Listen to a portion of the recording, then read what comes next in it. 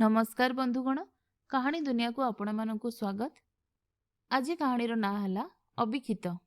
प्राचीन काल रे करंधम नाम जड़े राजा थांती। तांकर राणी बीरा प्रथमे पुओटे जन्म देले। तार जातक देखि ज्योतिष कहिले एही शिशु प्रति कौनसी दुष्ट ग्रहर दृष्टि पड़िबो नाही। सेथिपई ता ना रखागला अभिक्षित। करंधमक पिता अत्याचारी थिबारु प्रजा माने तांको सिंहासनरु विताड़ित करी करंधमकु राजा कराइले। करंधम राजकोषर धन सबु बांटी देउथिले प्रजा मानकु खुशी करिया पई। तांकर एभली व्यवहार विषय खबर पाई पड़ोसी राजा थरे हठात राज्य आक्रमण करी तांको राज्यरु विताड़ित कले। से जंगल को पलाई जाई सेठारे सैन्य संग्रह करी पुणी निज राज्य को दखल करिनेले। क्रमे अभिक्षित बड़ होई एक प्रतिभाशाली युवक होई उठिले। तांकर रूप गुणरे मुग्ध होई विभिन्न राज्यर राजकन्या माने तांको स्वयंवरे स्वामी रूपरे प्रेरण करिबाकु चाहिले। थरे विशाल नामक राजकन्यार स्वयंवर हेउथिला। सेठाकु अभिक्षित मध्य जाइथिले। अन्य राजपुत्र माने तांको प्रति ईर्षान्वित होई अधर्म युद्ध करी तांको हराई बंदी कले।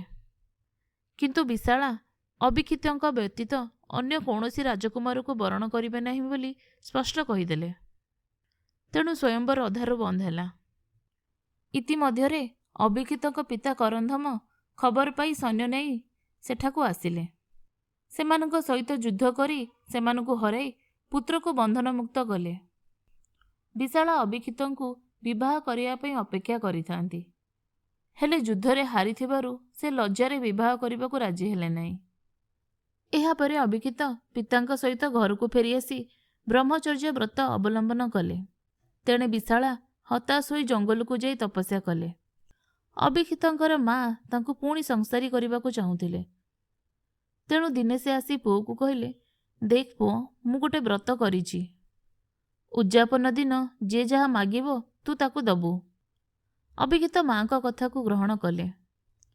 व्रतर शेष दिन अनेक लोकंक भितरे अभिक्षितंक पिता मध्य आसी दान मागिले। से कहिले तांकर नातीटिए दरकार। अभिक्षित मने मने ठीक कले गृहस्थी जीवन पुणी आरंभ करिबाकु हबो। हेले विशालंक पई तांको मन व्यस्त थाए।